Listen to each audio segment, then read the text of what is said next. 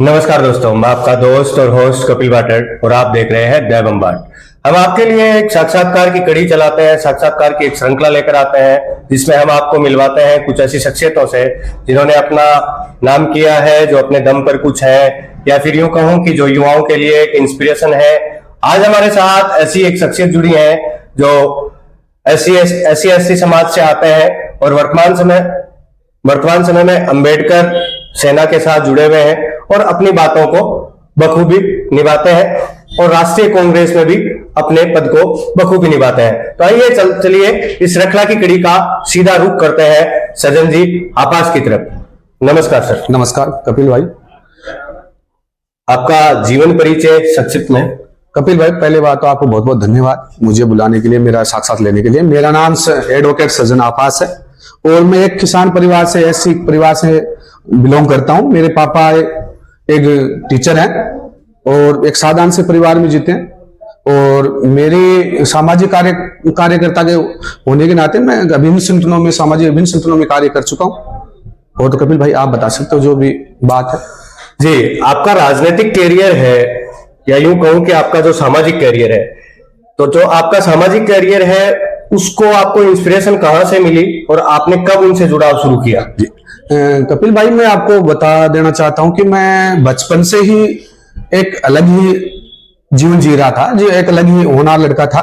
और फिर मैंने शुरुआत में अलग ही मेरा एक थॉट थी कि मैं कैसे भी कोई राजनीति, मेरे परिवार से कोई राजनीति में नहीं आज तक, मेरे कोई परिवार में आज तक कोई पंच भी नहीं जीता हुआ, न कोई मेरे परिवार से आज कोई चुनाव लड़ा। मेरा मन था कि मैं एक राजनीति में जाऊं या सोशल काम करूं, समाज का काम करूं, एक पीड़ा थी मन में। तो मैंने सोचा कि न क्यों समाज के थ्रू मेरे समाज का कुछ ना कुछ भला हो जाए। तो मैं 2010 से रेगुलर सामाजिक संगठनों में, अनुसूचित जाति परिषद में मैंने सामाजिक संगठन का गठन था। जो पहले 2011-12 में मैं एक सेना नाम से एक संगठन आया था, उसका मैंने जिलाध्यक्ष के रूप में काम किया। फिर एक अम्बेडकर सेना नाम से उसमें मैंने प्रदेश अध्यक्ष के रूप में काम किया।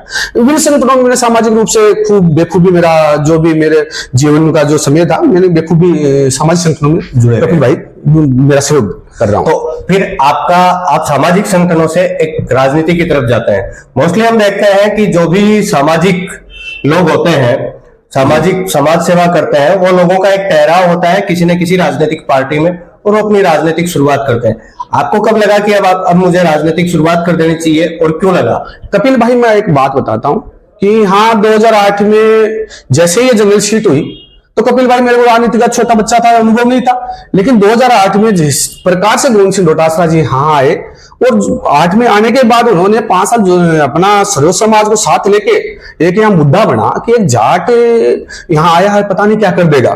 लेकिन पूरे गोविंद सिंह डोटासरा जी ने पूरे सर्व समाज को साथ लेकर एक अपनी मुहिम चलाई और सर्व समाज को मान सम्मान दिया। उनकी विचारधारा, उनका जो लगाव एक अपने पुत्र की तरह मेरे साथ आज तक गोविंद सिंह डोटासरा ने अपने पुत्र की तरह ट्रीट किया। और एक जैसे मैं उनके सामने जाता हूं तो एक अलग अनुभव होता है कि हाँ यार, कोई ना कोई शख्सियत है और अपन को मतलब अट्रैक्टिव होते हैं उनकी तरफ जाते हैं। तो उन्होंने पहली बार ही मुझे अलग तरीके से मिलना, अलग तरीके से बातें करना, एक अपने बेटे की तरह व्यवहार करना। और पहले ही उन्होंने मुझे कहा कि यार, मेरी विचारधारा कांग्रेसी थी, पारिवारिक कांग्रेसी था और विचारधारा भी मेरी कांग्रेस के प्रति, क्योंकि एससी, एसटी, ओबीसी, माइनॉरिटी या जो भी बुनियादी लोग हैं, उनकी एक विचारधारा है कि कांग्रेस अपना कुछ ना कुछ उसमें ठहराव अपनी लगती है वो। जी, आपने कहा कि कांग्रेस में अपनापन लगता है, कांग्रेस में अपनापन दिखता है। पिछले कुछ समय पहले हमारे साथ जुड़े थे पवन कुमार चंदेलिया, जो वर्तमान समय में पार्षद हैं। उन्होंने कहा कि गोविंद सिंह डोटासरा ने अंबेडकर सर्किल को रुकवाने का काम किया।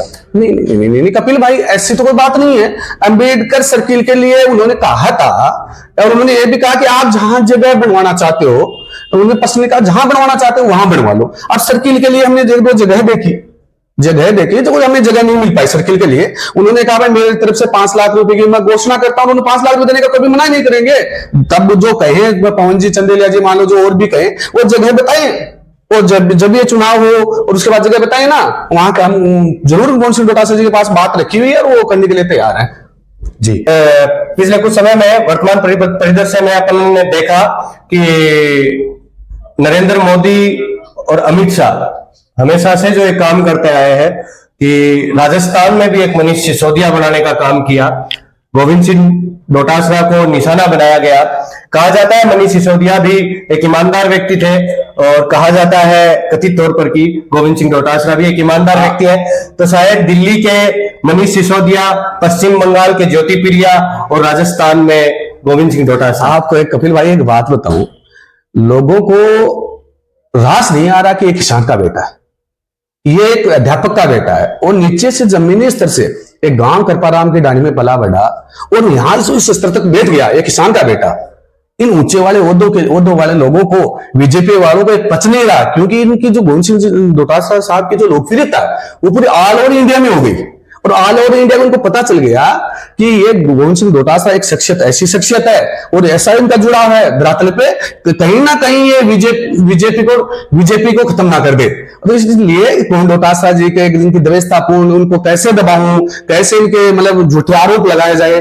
आपको एक चीज सुना होगा, एक बात कपिल भाई आपकी एक सुनी हुई हो मारवाड़ी में, या ये सुनी हुई हो कि अगर किसी को आप दबाना चाहते हो तो उसकी बुराई चालू कर दो, या उसके ना कुछ कुछ आरोप लगाना चालू कर दो। किसान का बेटा है, किसान का बेटा किसको रास आएगा? वो तो पैसे वाले हैं, उद्योगपति हैं, उनके बारे में क्या कहा जाए, वो तो कुछ भी कर सकते हैं। वर्तमान परिदृश्य में अपन बात करें सुभाष महरिया की। सुभाष महरिया एक लोगों का कहना है कि एक पैराशूटी कैंडिडेट है और वो एक छत्र राज करना चाहता है सभी पार्टियों पर। ऐसा कांग्रेसी नेताओं से जब मिलना होता है तब वो बातें, ऐसी बातें होती हैं। तो क्या आपको क्या लगता है कि वो चारों दिशाओं से जो पार्टियां आती हैं उनमें क्या वो अपना एक छत्र राज दिखाना चाहते हैं, या फिर क्या वो क्या करना चाहते हैं? देखो आप भाई, आप देखो वो बड़े लोग हैं, वो राजाशाही लोग हैं। अब उनका तो वही वो सुभाष जी महरिया जी जाने या उनका परिवार जाने, क्योंकि उन्होंने उनके पिताजी, उनके जो परिवार के दादाजी, उनके जो परिवार के जो लोग हैं वो राजाशाही राजा हैं, और उनका तो जो मन करे वो करे। लेकिन गोविंद सिंह डोटासरा जी है वो एक किसान का बेटा है। अगर असली किसान का बेटा मैं अगर मेरे मुंह से कहूं कि तो एक किसान का बेटा एक ऐसे समाज का मान लो, उनको ओबीसी का वो एक धरातल से जुड़े हुए लोग हैं एकदम। उनके पिताजी करपाराम डाणी में पढ़े, वो खुद करपाराम डाणी में पढ़े, फिर वेचवा में पढ़े, सीकर पढ़े, मतलब लोगों से यहाँ से जुड़ाव रहा उनका, तो ये वो अपना तो लगता है। और एक राजा है तो राजा होता है, एक अपना होता है। जी, ये बात भी आपकी सही है। वर्तमान समय में अपन बात करें सुभाष जी महरिया की पार्टी की, या फिर बात करें सुभाष जी महरिया की पार्टी में बदलावों की, जो उन्होंने पार्टियां बदली। पहले वो भारतीय जनता पार्टी में थे, फिर कांग्रेस में आए, फिर राम लक्ष्मण की जोड़ी बताई गई। गोविंद सिंह डोटासरा ने भी कहा कि राम लक्ष्मण की जोड़ी है, सुभाष जी महरिया ने भी कहा कि राम लक्ष्मण की जोड़ी है। वो राम लक्ष्मण की जोड़ी जो है वो इस वर्तमान समय में टूटती दिखाई दे रही है। वो राम और लक्ष्मण आमने सामने हनुमान और रावण की तरह लड़ने को तैयार है। कपिल भाई एक बात कहूं, मैंने आपको पहले ये भी कहा है कि वो राजा है, वो कुछ भी करें, वो उनकी पॉलिसी है। लेकिन जो हमारा जो लक्ष्मण है, गोविंद सिंह डोटासरा जी हैं, वो जरूर यहां फतेह करेंगे दोबारा। और आप देखते जाओ कि दिलों पे राज ऐसे नहीं किया जाता है। दिलों पे राज करने के लिए आदमी के मन तन हर चीज में उतरना पड़ता है, और उनके लिए काम करना पड़ता है ना। तो मैं उनकी तो वो जाने, लेकिन मैं ये कह सकता हूं कि गोविंद सिंह डोटासरा यहाँ जरूर अब की बार चौथी बार फतेह करेंगे। और अब देखते हैं मुख्यमंत्री भी बन जाए, ये तो हाँ समय बताएगा, समय की परिस्थिति क्या होती है, समय पे वहां पे क्या चीजें होती है, समय की परिस्थिति बताएगी कपिल भाई। एक बार फिर से अपन भारतीय जनता पार्टी लक्ष्मणगढ़ पर आते हैं जी। लक्ष्मणगढ़ की भारतीय जनता पार्टी में 23 उम्मीदवार थे जी। तो क्या सुभाष महरिया अपने दल बल के साथ क्या उन 23 उम्मीदवारों को अपनी छत के नीचे ला पाएंगे? भाई कपिल भाई वो तो हो जाने, लेकिन मैं आपको एक बात कहता हूँ, आप एक बात बताओ कि हम सीधा सवाल ये है, मैं आपको क्लियर कर दूं कि भारतीय जनता पार्टी में जो गुटबाजी है वो उनको कहां तक इफेक्ट करेगी, या आपको कितना फायदा पहुंचाएगी? कोई नहीं चाहेगा कपिल भाई कि मेरे घर में दूसरा विषय, कोई नहीं चाहेगा। और तो वो जाने अगर वो एकजुट करते हैं या नहीं करते हैं, उनकी पॉलिसी है।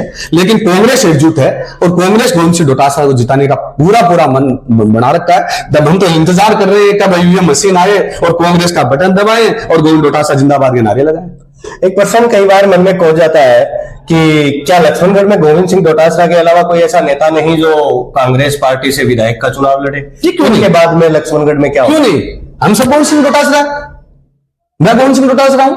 नहीं, ये बात अलग है कि आप गोविंद सिंह डोटासरा है, लेकिन आपको कभी ऐसे हो सकता है कि आपको कभी हम एमएलए का चुनाव लड़ते हुए देखें। देखो आप भाई, कपिल भाई 2008 में पहले ऐसी सीट थी और अब जनरल हुई तो गोविंद डोटासरा ने जिसको टिकट मिल गई वो चुनाव लड़े। अरे मन जो दोबारा जैसे भी क्या पता कब कौन सी ऐसी सीट हो जाए, कौन को आ जाए चुनाव, तो इसमें गोविंद डोटासरा जी, वर्तमान में गोविंद डोटासरा जी, तो हम गोविंद डोटासरा जी फोकस करना चाहते हैं। वर्तमान की स्थिति जो है वो कांग्रेस की, तो गोविंद डोटासरा जी। वर्तमान समय में अपन बात करें तो बहुत सारे लोगों का कहना है कि गोविंद सिंह डोटासरा एक भाग्यशाली व्यक्ति हैं, जिन्होंने अपने भाग्य के दम पर चुनाव लड़े और चुनाव जीते और अपनी जगह बनाई। तो क्या ये भाग्य अब की बार कितना काम करेगा? क्योंकि राजस्थान का एक ट्रेंड रहा है कि एक बार भाजपा एक बार कांग्रेस। कपिल भाई, भाग्य के साथ साथ आपको एक बात कहना चाहता हूं, जनता जनार्दन है, भाग्य तो उनका साथ है ही है, जनता का भी लोकप्रिय नेता है ना। और चौथी बार उनका भाग्य कम से कम आप देखते जाओ और तेज और उज्जवल होने वाला है, भविष्य और उनका उज्जवल कर रहा है। अभी भी आपने देखा नहीं क्या, पूरी हाईकमान के लोग, पूरी हाईकमान के, कांग्रेस हाईकमान के, रंधावा जी के, अशोक गहलोत जी के, राहुल गांधी जी के, ट्वीट देखो आप, खड़गे जी के, लोकप्रियता इतनी बढ़ गई है कि आने वाले दिनों में पता नहीं उनका उज्जवल भविष्य क्या हो। गोविंद सिंह डोटासरा जी जी, वर्तमान समय में राजनीतिक परिप्रेक्ष्य को देखते हैं तो एक शब्द उठता है विकास। लक्ष्मणगढ़ के क्षेत्र में कई लोगों का कहना है कि विकास नहीं हुआ, कई लोगों का मानना है कि विकास बहुत ज्यादा हुआ। और विकास को देखकर कांग्रेस पार्टी का मानना है, कांग्रेस पार्टी से जुड़े लोगों का कहना है कि तो उसको आपके विकासों को कपिल भाई, आपको लोग कुछ भी कहें, आपको पता है भाई, हमने तो सपने में नहीं सोचा था कि लक्ष्मण में जिला अस्पताल होगा, हमने सपने में नहीं सोचा था कि यहाँ नेचर पार्क होगा, हमने सपने में नहीं सोचा था कि यहाँ कुछ वाटिका होगी, हमने सपने में नहीं सोचा था इतनी सीएससी हो जाएंगी, नेचुआ में एसडीएम कोर्ट हो जाएगा, यहाँ एडीजे कोर्ट हो जाएगा, वहां यहाँ महाविद्यालय हो जाएगा। आपने सब सोचा था कभी? आप देखो ना, 1800 करोड़ का काम, सपना सोचा था कोई ना कि 1800 करोड़ का काम कभी लक्ष्मण में हो पाएगा? ये गोविंद सिंह डोटासरा जी की देन है। और इस देन की कभी लोग नहीं बोलते हैं कि अगर मेरे घर में, अरे मुझे अगर मेरे घर में सब कुछ खाने पीने और सब मिल जाए तो मैं क्यों नहीं रहूंगा, मैं उस घर को छोड़ के थोड़ी जाऊंगा। तो यहाँ गोविंद सिंह डोटासरा ने काम किया, ऐसा कौन व्यक्ति हो सकता है जो काम को और नहीं देता है? जी, सही बात है। एक आपने बताया कि सीवरेज का काम भी लक्ष्मणगढ़ में जोर शोर से चला। सीवरेज का काम चला, उस समय बात हुई कि फिल्ट्रेशन, जो पानी आएगा, गंदा पानी होगा, उसको फिल्ट्रेशन करके काम में लिया जाएगा, या यूं कहूं कि नेचर पार्क में जो गंदा पानी इकट्ठा होता था उसको फिल्ट्रेशन के जरिए काम में लिया जाएगा। जी, तो क्या आपको लगता है वो फिल्ट्रेशन के जरिए काम में लिया गया? देखो कपिल भाई, ये फिल्ट्रेशन के लिए हो सकता है, नेचर पार्क में जो गंदा पानी वहां जाता है उस फिल्ट्रेशन के लिए यहाँ टंकियां वंकियां तो लगी हुई है, शायद वहां से वो फिल्ट्रेशन में मेरे हिसाब से शायद हो भी रहा है। अरे उनको काम में, नेचर पार्क में, आज आप नेचर पार्क में जाके देखो, शादी लड़के लड़कियां को देखो, जो शादी जब होती थी उनके वो फोटो वाटो खींचने के लिए कहाँ जाना पड़ता था। कोई को स्विट्जरलैंड, कोई को पेरिस, कोई को हिमाचल, कोई को उत्तराखंड। और हमारे तो यहाँ उत्तराखंड, स्विट्जरलैंड, पेरिस, यहाँ गोविंद सिंह डोटासरा ने लक्ष्मण बना दिया। और नौजवान लड़के आप देखो ना, नौजवान लड़के इतने खुश है, उसमें जाके फोटो शूट करते हैं। और आप कैमरामैन वालों को पूछो एक बार, इतने खुश होते हैं कि दिल से निकलता गोविंद डोटासरा जिंदाबाद। ये अच्छी बात है। अपन बात करें, अपन इस साक्षात्कार की श्रृंखला में रुक करें, तो क्या हम कभी आपको एक राजनीतिक सितारे के रूप में देखेंगे, एक राजनेता के रूप में देखेंगे जो बड़े पदों पर काबिज हो? क्योंकि आप जैसे लोगों की राजनीति में जरूरत है, आप जैसे युवाओं की जरूरत है, आप जैसे जोशीले व्यक्तियों की जरूरत है जो समाज में कुछ परिवर्तन लाना चाहते हो। देख कपिल भाई, आपको मैं एक बात बताता हूँ।